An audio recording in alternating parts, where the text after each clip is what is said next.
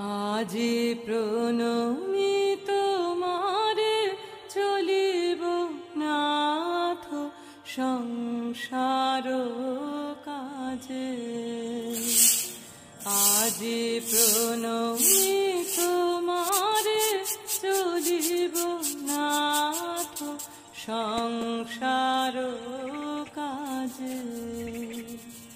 তুমি আমার নয়নে নয়ন রেখো, আমার নয়নে নয়ন রেখো অন্তর। মর্নিং মানসীর পরিবারে তোমাদের সবাইকে স্বাগতম।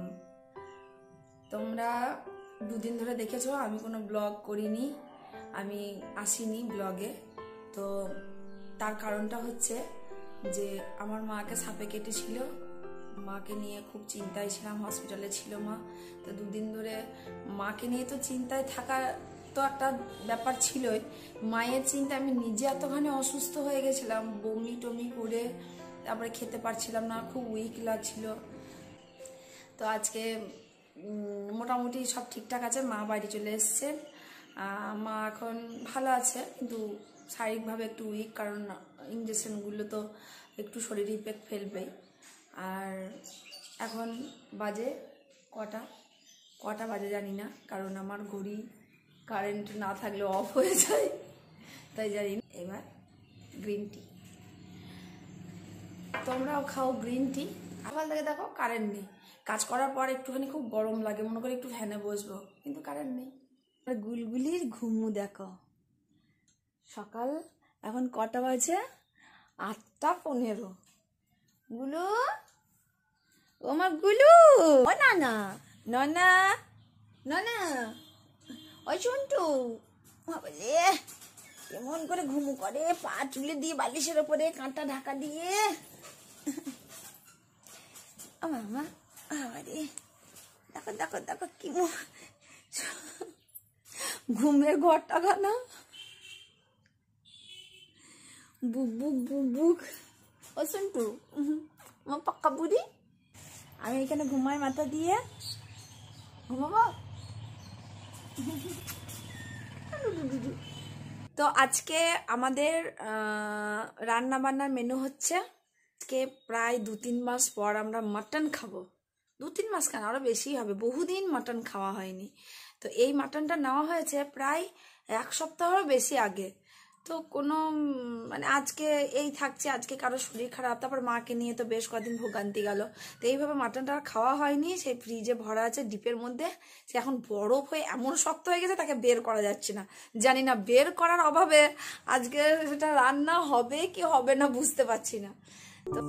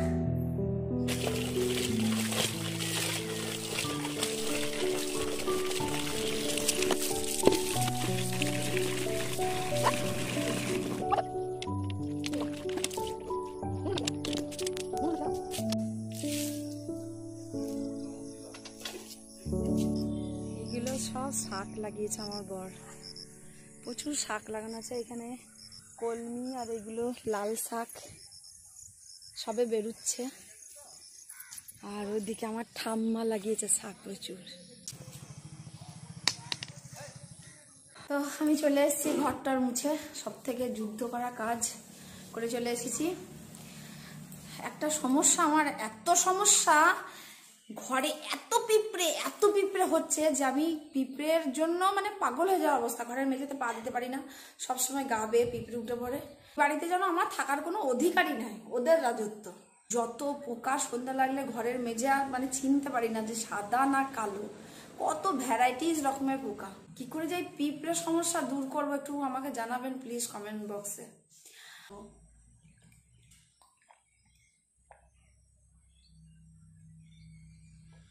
বেশি খাচ্ছি না। বাথরুমে যদি আমি একবার ঢুকি, বাথরুমে ঢুকলে 1 ঘন্টা কোনো ব্যাপারই না। বাথরুমে ঢুকে কাচাকুচি করি, কাচাকুচি করার পর বাথরুম পরিষ্কার করি, পরিষ্কার করার পর স্নান করি, তারপর আমি বের হয়ে আসি। মানে আমি ঢোকা মানে যার যতই ইমার্জেন্সি হোক বসে থাকো 1 ঘন্টা।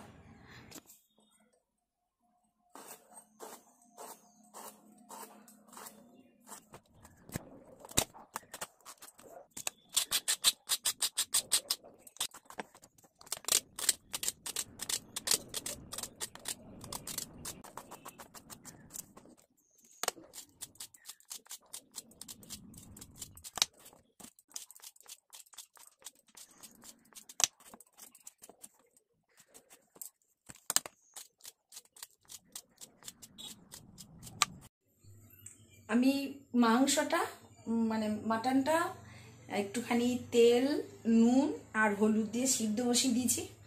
আমি সাধারণত মাটন কষিয়ে রান্না করি না, কারণ সিদ্ধ করে মশলাটা কষিয়ে নিয়ে তারপর ঢেলে ওটাকে ফুটিয়ে নিয়ে যে এটা হয় ফ্লেভারটা খুব ভালো হয়। আর এটা খেতে তারপর একটু গোলমরিচ গুঁড়ো এসব দিয়ে যখন নামিয়ে নিই ওটা খেতে সবাই বেশি পছন্দ করে। কারণ আর এদিকে আমার মেয়ের জন্য এ দেখো ভাজা ভাত, ফ্রাই করা ভাত এক্ষুনি করে নিলাম, দেখতে পাচ্ছ তোমরা, এখনো ধোয়া উঠছে।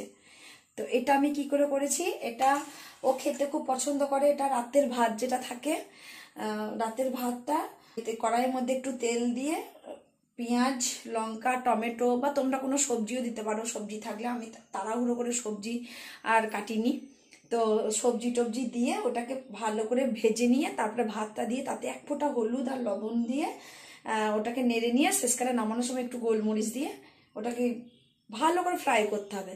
তারপরে ওই ভাতটা খেতে আমার মেয়ে খুব ভালোবাসে, তা ওর জন্য টিফিনে এটা করে দিয়েছি। আর এই মেনুটা আমার একজন বিশেষ ব্যক্তি আমাকে শিখিয়ে দিয়েছিল এটা।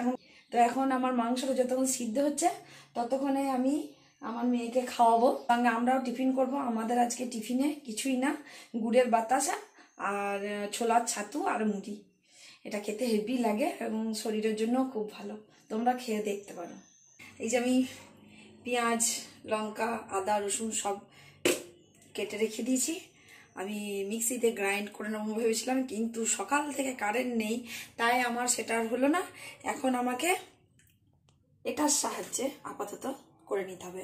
এইটাকে ঘুরিয়ে ঘুরিয়ে এরকমভাবে কপিকলের মতো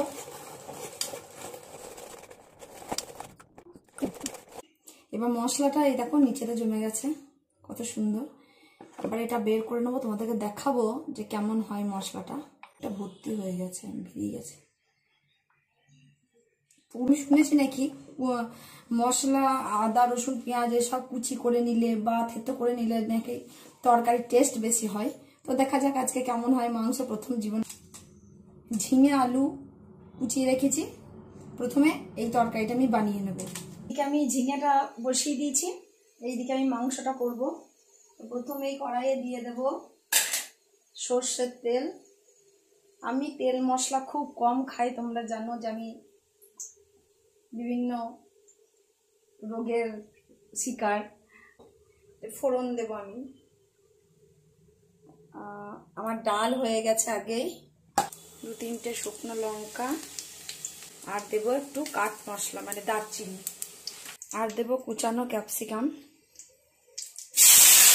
তো দেখেছো আমার আজকে পেস্ট হয়নি, পেস্ট হলে একটু ঝোলটা একটু মানে যেহেতু পাতলা ঝোল খাবো একটু ভালো হতো। তো এখানে আছে আদা, রসুন, পেঁয়াজ, টমেটো, কাঁচা লঙ্কা সব কুচো করে নিয়েছি। এবার এটা আমি দিয়ে দেবো। দিয়ে দেবো হলুদ। তোমরা হয়তো ভাববে যে এত কুড়ে মেয়ে রে বাবা, একটু মশলাটা বাঁচতেও পারলো না শিলে। আসলে আমার এ বাড়িতে শিল নেই, একটুখানি লঙ্কা গুঁড়ো দিয়ে দিচ্ছি কালারের জন্য। এ বাড়িতে শিল নেই, ও বাড়িতে শিল, ও বাড়িতে। আর শিলটা এতখানি ভারী, তোমাদেরকে দেখাবো একদিন আমার শিলটা, এতটা মোটা আর এতটা উঁচু পাথর। মধ্যে মাংসতে অল্প লবণ দেওয়া আছে, তাই বুঝে সুঝে সামান্য লবণ দিচ্ছি। তোমরা চাইলে এর মধ্যে চিনিও দিতে পারো একটু, কিন্তু আমাদের যেহেতু চিনি কেউ পছন্দ করে না রান্নার মধ্যে, তো আমি দিচ্ছি না। জিরে গুঁড়ো আর ধনে গুঁড়ো। মশলাটা প্রায় হয়ে এসেছে, তো এর মধ্যে দিয়ে দেবো একটুখানি জল। আমাদের ধরে যাচ্ছে, লেগে যাচ্ছে। মশলাটা প্রায় কষানো হয়ে এসেছে, এর মধ্যে দিয়ে দেবো সামান্য 1 চামচ ঘি। তো প্রেসার কুকারে আমার আগে থেকেই দেখো আলু আর মাংস সিদ্ধ করা আছে। তো মশলাটা কষে এসছে, লেগে লেগে যাচ্ছে এবার। তো এটার মধ্যে এবার আমি এই মাংসটা ঢেলে দেবো। মাংসটা দেখো সিদ্ধ হয়ে গেছে, কত তেল বেরিয়ে গেছে চর্বি থেকে। তো আমি এরকমভাবে সিদ্ধ করেই করি। তো এটা এর মধ্যে আবার ঢেলে দেবো। মাংসটা আমি পুরোটা সেদ্ধ করে নিই না, আমি কিছুটা মানে শক্ত থাকাকালীন নামিয়ে দিই, কারণ ঝোলটার সঙ্গে যখন ফুটবে তার ঝোলের সঙ্গে ওর ফ্লেভারটা মেশার জন্য একটু সিদ্ধ হওয়ার জন্য রেখে দিই। তারপর তো ঢাকা দিয়ে দিয়েছি, এখন ও সিদ্ধ হবে। হওয়ার একজন আর গায়ে জামা পরার সময় নেই, সারাদিন ফোন আর ফোন, কানে ফোন, হাতে ফোন। কি সুখের সময়, মানে ও তো লকডাউন, ও লকডাউনে তো ওর কাজ করার কোনো দরকার নেই, কিন্তু আমার তো আর লকডাউন নেই। কারখানাতেও শুনেছি শাটডাউন হয়, আমার শাটডাউনও হয় না, লকডাউনও হয় না। তো আমার আজকে একটা বন্ধু বলছিল যে আমি নাকি ব্রয়লার যেমন মানে রেল ইঞ্জিন কখনো বন্ধ করা হয় না, বন্ধ করলে ওকে আবার চালু করতে নাকি প্রচুর টাকা খরচা হয়। তো আমাকেও নাকি বন্ধ করলে চালু করতে খুব খরচা হয়ে যাবে, মানে আর চালু হবো কিনা সন্দেহ। তাই আমার বন্ধ হওয়ার কোনো চান্সই নেই, আমি এই করতেই থাকবো, চলতেই থাকবে। আমাদের লকডাউনও নেই, শাটডাউনও নেই, কিচ্ছু নেই। বাইরে আজকে প্রচুর রোদ, আমার দড়ি নেই, আমি দড়ি টানা মানে আমার দড়ি নেই, কাপড় দিতে পারিনি। কারণ ওই যে দেখতে পাচ্ছ খড়গুলো গাদা করা আছে, ওই খড়গুলো আমাদের ও বাড়ির চালে দেওয়া হবে, চালে খড় উড়ে গেছে। তো এই রাস্তা দিয়ে খড়গুলো বয়ে নিয়ে গেছে, তা দড়িটা আটকে যাচ্ছিলো বলে ওরা দড়িটা খুলে ফেলে দিয়ে গেছে। আমার দেখো ফ্রিজে কেমন জল বেরিয়ে যাচ্ছে, দেখো তখন থেকে। একটা বস্তা আমি বললাম দিয়ে দিতে, সেটাও দেওয়ার সময় নেই। আমার জীবনের 37টা বছর, হয়তো 2 থেকে 3 বছর বাদ দিলে বাকি জীবনটা আমি স্কুলের সঙ্গে কানেক্টেড। আজকে এত বছর ধরে শুধু গ্রীষ্মের ছুটি, পুজোর ছুটি ছাড়া আমি কিন্তু স্কুলের সঙ্গেই সবসময় যুক্ত আছি। আজকে এতদিন ধরে না স্কুল আছে, না বাইরে বেরোনো আছে। শরীরে মনে এত ইফেক্ট পড়ছে, কিচ্ছু খেয়ে ডাইজেস্ট হচ্ছে না, খালি বমি হচ্ছে, খালি পেটে ব্যথা করছে। এই এমএ করাকালীন আমি চাকরি পেয়ে যাই, চাকরি পাই, এবং তখন আমার মেয়েও মানে গর্ভে আসে। তো যার জন্য আমি এমএটা কমপ্লিট করতে পারিনি। তো আমি পড়াশুনো চলাকালীনই পড়াশুনো করতে করতেই আমি আবার যেহেতু স্কুলেই চাকরিটা পাই, তো স্কুলের সঙ্গে কানেকশানটা আমার কোনোদিনই কাটেনি। তাই 10টার সময় ভাত খাওয়া অভ্যাসটা আমাদের যায়নি। এখন মাঝে মাঝে 2-1 দিন মুড়ি টুড়ি খেয়ে নিচ্ছি। এই প্রথম আমি আজকে 1 বছরের উপর, গত বছর 13 মার্চ থেকে এবছর আজকে হচ্ছে 2রা জুন, তো এতদিন পর্যন্ত আমি স্কুলের সঙ্গে যোগাযোগবিহীন। শুধু তো আমার রান্না হয়ে এসছে, এদিকে ঝিঙের তরকারি, 1 গাদা ঝিঙে দিলাম, আর 2-4টে আলু দিয়েছিলাম, এখন দেখছি ঝিঙে নেই, শুধু আলু পড়ে আছে। আর এদিকে মাংস ফুটছে, গোলমরিচ গুঁড়ো দিয়ে দেবো। এই নাকি তো আজকে আমাদের দুপুরের মেনু বাসি চাটনি, ঝিঙের তরকারি, ডাল আর মাটন। এখন রান্না বান্না কমপ্লিট হয়ে গেছে। এবার দেখো জায়গাগুলো কেমন নোংরা অগোছালো হয়ে আছে, এইগুলোকে পরিষ্কার করব। আর এই যে বেসিনের মধ্যে কতগুলো বাসন, প্রেসার কুকার, কড়াই টড়াই জমে গেছে, এগুলো ধোবো, ধুয়ে আমি যাব স্নানে।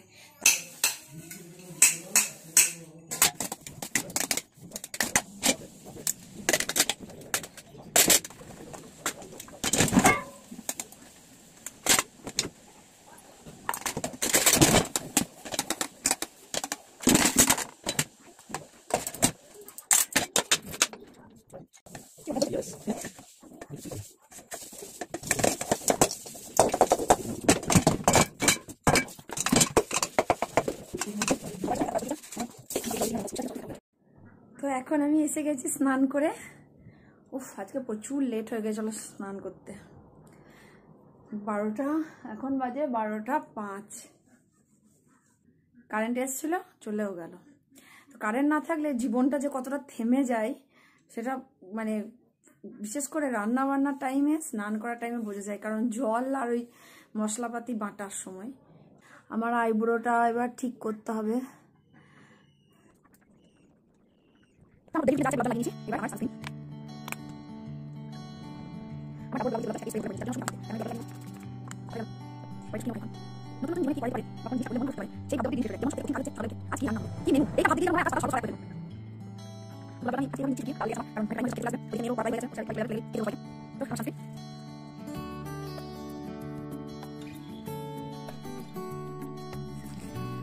দেখো আমার আলনাটা আমার মেয়ে কেমন অগোছালো করে দিয়েছে। এটা একদিনের কাজ নয়, এটা প্রতিদিনের কাজ। তো এখন আমি এই আলনাটা গোছ কাজ করবো। ওদিকে আমাকে আলমারিটাও গোছাতে হবে, কারণ ওই আলমারিটা আমি সচরাচর ব্যবহার করি না। ওতে আমার সেরকম কিছু নেই, ওগুলো বেশিরভাগ আছে আমার মেয়ের আর বরের। বৈকালিক ভ্রমণ মা মেয়ের। এই যে সবসময় যাবো, এখানে যাব, যেখানে যাব সেইখানে। কোথায় যাব ঘুরতে? এই যে আমাদের সরে যাও, আপনার বাড়ি ভালো লাগছে না। আজকে আমাদের বাড়ির সামনে এই যে এই রাস্তাটা আমার বাবা আমার বর মিলে বানিয়েছে। এখানটা প্রচুর কাদা হয়ে যায়, তো সারা দুপুর মিলে ওরা এটা করেছে। এই কারণেই যে আমাদের বাইক তুলতে খুব অসুবিধা, বাইক কাদার মধ্যে খুব স্লিপ করে, কারণ হাঁটলেই গরম লাগছে।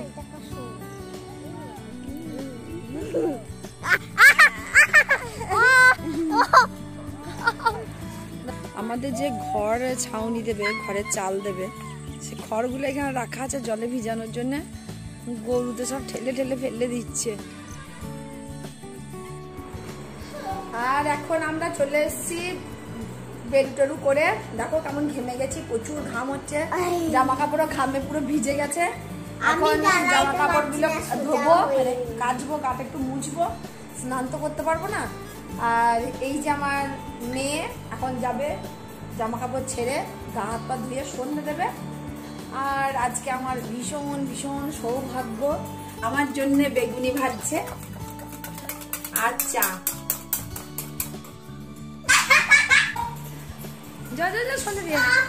তো আজকের মতো ব্লগটা এখানেই শেষ করছি। ভালো থাকো, সুস্থ থাকো।